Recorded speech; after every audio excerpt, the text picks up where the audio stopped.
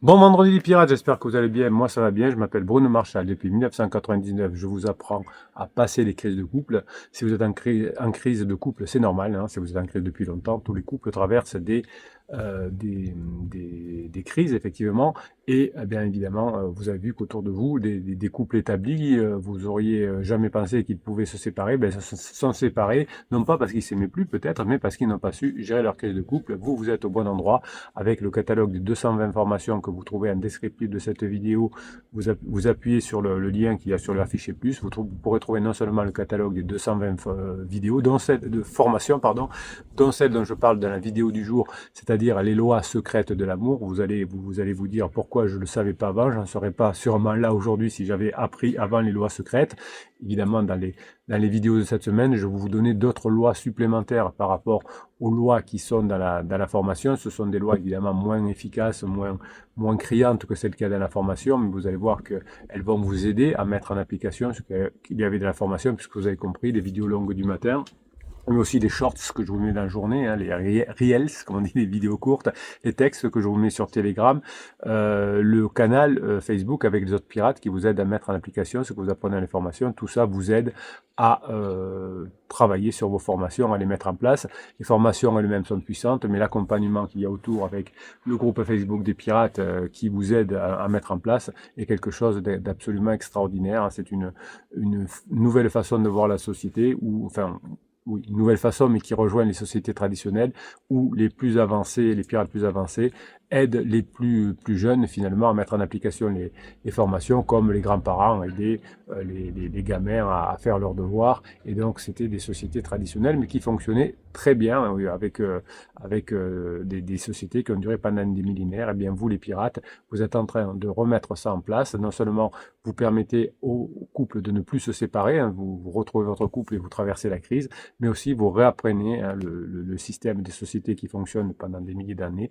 C'est-à-dire que les personnes les plus avancées aident les personnes les plus jeunes finalement à apprendre. Dans les entreprises, ça a été ça pendant des milliers d'années aussi, où les personnes les plus âgées, les salariés les plus âgés, permettaient aux plus jeunes de mettre en pratique ce qu'ils avaient appris dans les formations à l'école ou qu'ils apprenaient en formation continue, ce que appelait le problème, le phénomène du patron. Eh bien, vous, c'est pareil.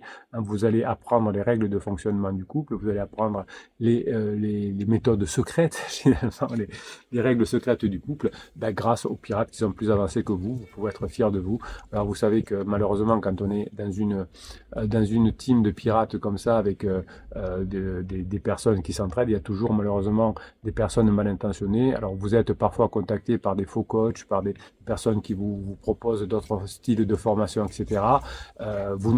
Évidemment, à chaque fois, vous nous envoyez des copies écran, on fait ce qu'il faut pour sortir des personnes du groupe. Vous êtes déjà suffisamment mal en point, entre guillemets, en tout cas en souffrance, pendant la crise de couple, que vous n'allez pas en plus vous faire manipuler par des personnes comme ça. Alors, on, quand on a les adresses, bon, on a les adresses, on porte plainte contre ces personnes-là pour vous protéger, mais bon, vous savez que la justice française est parfois un peu lente, donc la meilleure façon, c'est soit d'ignorer, soit de continuer à nous faire des copies écran quand vous êtes contacté en message privé, et vous vous concentrez sur votre travail, sur les autres pirates, voilà, et nous, on va s'occuper du reste parce que c'est pas normal que l'on profite de votre situation difficile pour vous perturber. Ici, en tout cas, vous avez sur la chaîne YouTube plus de 5000 vidéos, je ne sais plus 6 ou 7000, je ne sais plus exactement. Je vous offre 700 heures de vidéos gratuites tous les ans pour que vous puissiez bien mettre en application ce que vous apprenez. On est là, on est présent. Le capitaine ne prend pas de vacances pratiquement, il est là tout le temps, toute l'année.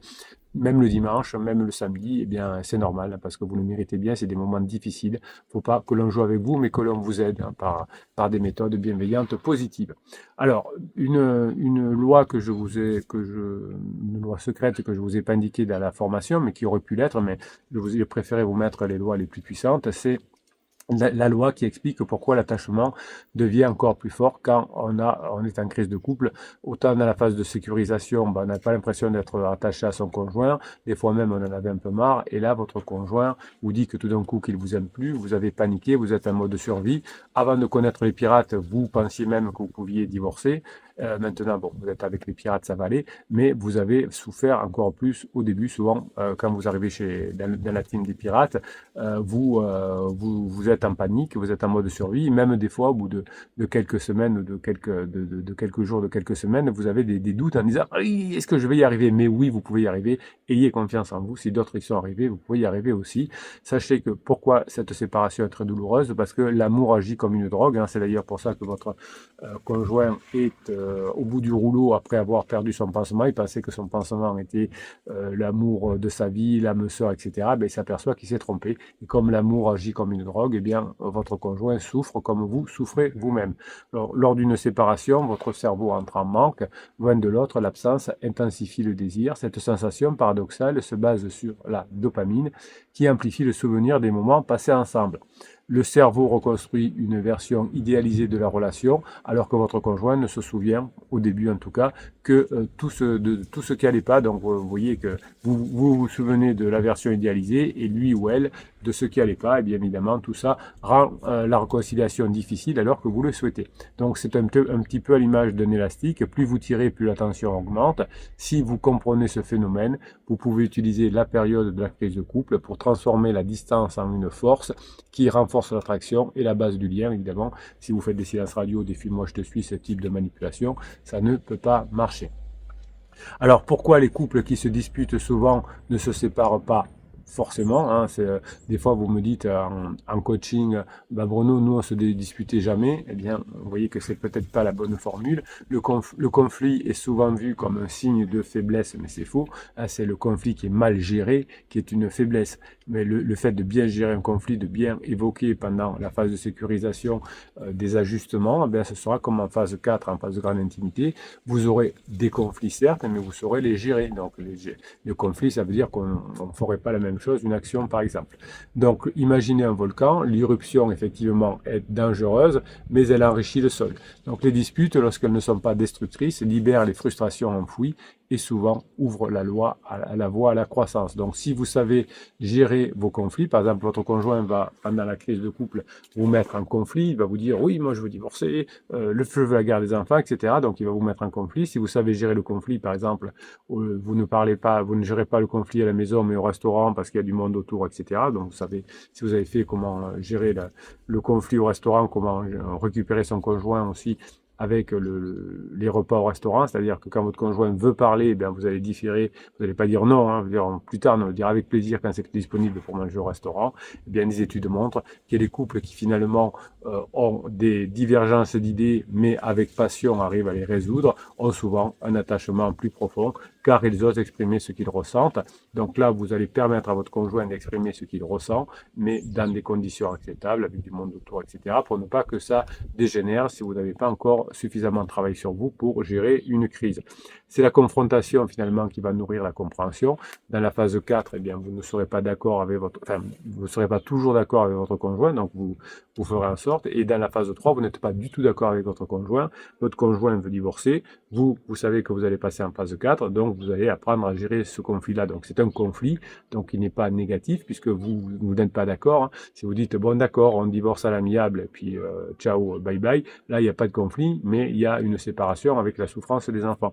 En revanche, si vous êtes en conflit parce que votre conjoint veut se séparer, mais pas vous, eh bien, vous allez pouvoir vous rapprocher. Donc, c'est la confrontation qui va nourrir la compréhension, comme une tempête qui, après avoir ravagé le paysage, hein, ça c'est la phase d'alarme de la crise de votre conjoint, et bien après la phase d'alarme, comme après la tempête, vous allez voir la lumière percer à travers les nuages. Évidemment, les crises sont nécessaires à l'évolution d'un couple, c'est une loi secrète, alors je ne vous l'ai pas mis dans la formation évidemment, parce que ça paraît évident puisque vous l'avez en vous. Les crises sont des points de rupture, donc là c'est la rupture de la phase de sécurisation dans votre cas, et ça va devenir une opportunité de transformation pour aller dans la phase 4, sinon vous étiez bloqué dans la phase 2 qui n'était pas la meilleure. Donc vous allez imaginer un papillon, avant de déployer ses ailes, il doit traverser la phase de chrysalide, hein, c'est votre crise actuelle, où tout semble figé. De la même manière, une relation pour se réinventer a besoin du moment de crise que vous traversez. Donc pendant ce temps, le cerveau de votre conjoint va se réorganiser, pendant la crise, si c'est une crise existentielle, votre conjoint, il va redéfinir ses attentes, ses valeurs, et en comprenant cette loi hein, de la nécessité d'avoir des crises dans un couple, vous cessez de voir votre crise comme une fin, mais comme un catalyseur de renouveau. Alors je sais que parfois votre cerveau se rebelle contre ça, en disant non, c'est pas une opportunité, etc., parce que vous ne le maîtrisez pas assez, et puis au bout d'un moment, quand vous êtes passé en phase 4, vous me dites, Bruno, c'est vrai qu'en phase 4, c'est génial, vous aviez raison, la crise, c'était une opportunité, bien que pendant que je l'ai vécu, j'en ai bavé. Donc vous aussi vous en bavez, mais vous aussi, on est là tous les jours avec vous, avec les pirates, pour vous aider à mettre en application les formations, puisque chaque crise doit devenir une chance de recréer une version plus forte et plus authentique de votre couple. Oui, vous pouvez y arriver. Alors vous me dites souvent pourquoi la distance émotionnelle peut être renforcée, hein, peut renforcer le lien amoureux. Eh bien, c'est une loi aussi, c'est que la distance va créer un espace dans lequel le désir va grandir. Mais ne me faites pas le silence radio, vous ne contactez pas votre conjoint pendant plusieurs semaines. Vous imaginez un feu. Si vous l'entretenez pas pendant plusieurs semaines, il va mourir. En revanche, trop de bois étouffe les flammes. Donc, par contre, en revanche, une légère brise, elle alimente. C'est-à-dire qu'une légèreté, une légère brise va faire que votre relation va se maintenir et puis les braises vont se transformer en incendie à un moment donné ou en feu, en beau feu de cheminée.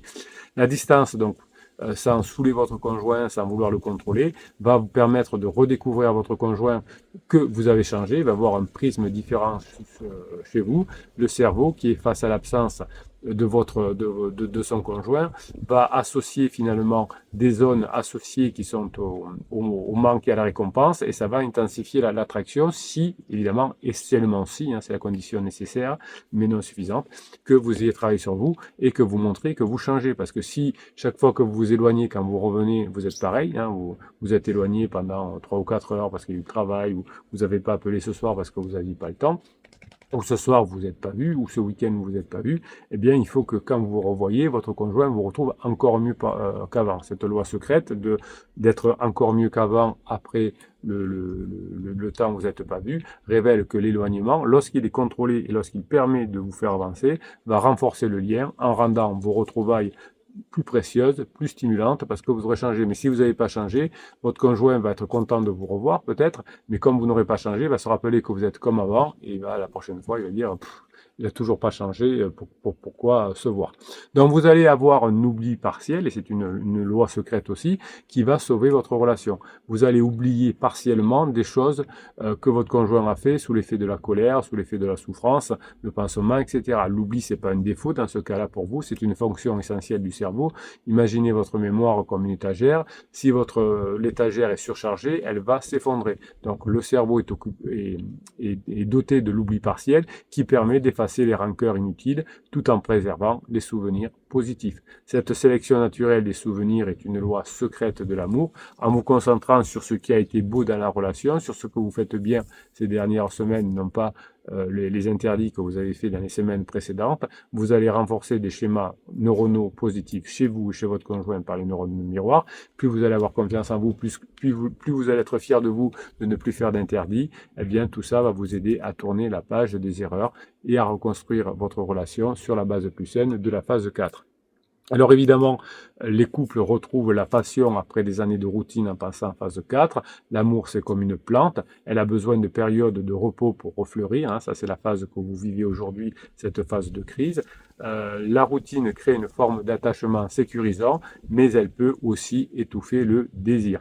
Paradoxalement, c'est souvent après une longue période de stagnation, comme l'hiver pour les plantes, que la passion se réveille après la crise, parce que vous pourrez montrer que vous avez appris des choses, que vous avez mis en application et que maintenant, comme une source souterraine qui jaillit après des années de sommeil, vous allez pouvoir retrouver votre conjoint. Alors, ça ne va pas durer des années de sommeil, mais même si ça dure que quelques semaines et parfois plusieurs mois, eh bien, ça vous paraît très long.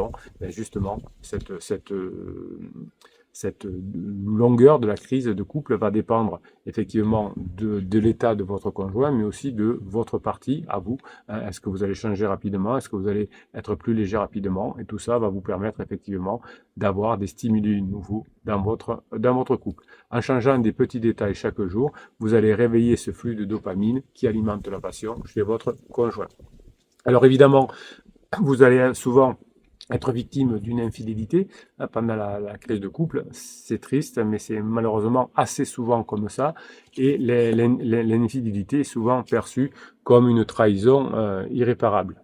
Pourtant, si vous arrivez à accepter cette infidélité, non pas de dire c'est comme ça et pas autrement, mais en disant voilà, ça y est, en raison du passé, bon, mon conjoint croit que c'est bien d'avoir une infidélité pour moins souffrir. J'accepte cette situation-là et je me mets à bosser et c'est un point de bascule parce qu'à partir du moment où je dis maintenant il faut que je m'y mette, souvent vous êtes en souffrance quand vous voyez que votre conjoint envoie des textos à son pansement. Eh bien, ça doit vous révolter, hein, pas vis-à-vis de votre conjoint, mais par rapport à vous en disant maintenant je m'y mets, j'apprends ce qu'il faut faire et on passe à l'étape suivante, à la phase 4. Si vous êtes en colère contre votre conjoint, eh bien, ça va vous faire souffrir et ça va repousser votre conjoint. Si vous êtes en colère contre vous-même et que ça vous donne la grinta pour vous mettre à bosser, eh bien, ça va vous rapprocher. Donc imaginez une tempête qui déracine un arbre. L'arbre, en repoussant, devient souvent plus robuste. L'infidélité, lorsqu'elle est comprise et surmontée, force les partenaires à redéfinir leurs attentes et leurs besoins. C'est la phase 4. Le cerveau, face à la douleur, réorganise ses circuits de confiance et d'attachement. Ce processus, qui est très intense, permet de bâtir la nouvelle relation de la phase 4, qui est basée sur une compréhension plus profonde des faiblesses et des forces de chacun, et c'est pour ça que vous vous sentez beaucoup mieux. Évidemment, pendant la crise de couple, si vous le pouvez, vous avez droit, évidemment, à avoir du sexe, évidemment, puisque le sexe permet d'avoir de l'ocytocine. Hein, ne suivez pas les mauvais conseils du petit de quartier qui vous disent « Oui, mais il veut le beurre et l'argent du beurre, donc ne faites pas l'amour avec lui ou avec elle. » Non, le cerveau est programmé pour transformer la tension en excitation. Donc c'est pour ça qu'après la crise, souvent, vous aurez beaucoup de sexe, hein, puisque la tension que vous avez vécue pendant des semaines ou des mois va se transformer en excitation. Après une dispute, les niveaux de cortisol, l'hormone du stress et d'adrénaline, sont à leur maximum. Alors c'est aussi d'ailleurs pour ça qu'il y a beaucoup de disputes entre pansements et criseux, mais il n'y a pas beaucoup de sexe derrière, puisque les pansements et criseux souvent ne se voient pas. C'est pour ça que ça finit par exploser.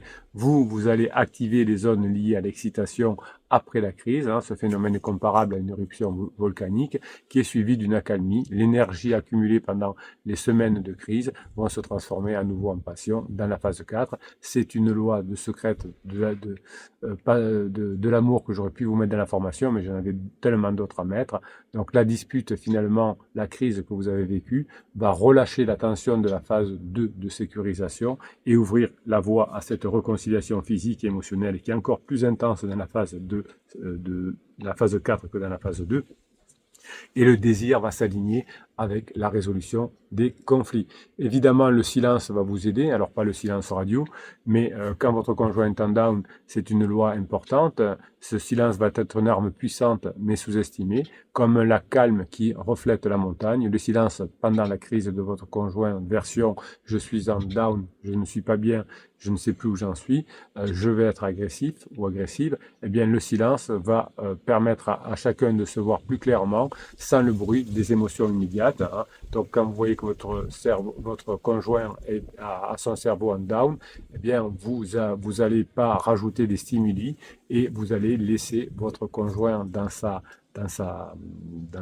souffrance, puisque vous ne pouvez pas faire ce qu'il faut pour l'instant. Pendant ce temps, ce que vous pouvez faire, vous, c'est vous former pour, dès que votre conjoint va sortir de sa phase down, pouvoir profiter du up et aller plus vite vers la phase 4. Donc cette loi du silence pendant le down montre que parfois la meilleure façon de résoudre un conflit est de ne rien dire, de laisser les eaux se calmer pour que les véritables solutions puissent émerger d'elles-mêmes dans la phase suivante. L'amour, c'est comme une étoile qui peut sembler s'éteindre, mais il continue de briller, même à des années-lumière. C'est ce qui va arriver chez vous. Hein. Vous avez tous les outils pour faire briller votre amour pendant des années-lumière, pour des années-lumière. Eh bien, c'est vrai que ces quelques semaines, ces quelques mois de crise que vous passez après la phase de sécurisation vous paraît difficile, longue, et bien sûr créer de la souffrance chez vous. C'est pour ça qu'on est là tous les matins à 7 heures avec cette vidéo longue, toute la journée sur Telegram notamment avec des vidéos courtes et des textes. Tout ça vous aide à mettre en application les formations. Avec le concours des autres pirates sur Facebook, évidemment, vous pouvez mettre en place tout ce qu'il vous faut pour passer la phase de la crise, les formations, l'aide des pirates, les vidéos, les lives ou les mini-lives de presque chaque jour de la semaine, eh bien tout ça va vous aider à mettre en application les formations et passer les crises. Vous avez beaucoup de chance d'être tombé sur cette team de pirates. Vous auriez pu vous séparer sinon. Là, vous êtes au bon endroit. Vous allez faire ce qu'il faut. Ça va le faire. Et on va y arriver ensemble. Je vous kiffe et je vous kiffe grave. Passez le vendredi que vous méritez, mes pirates adorés.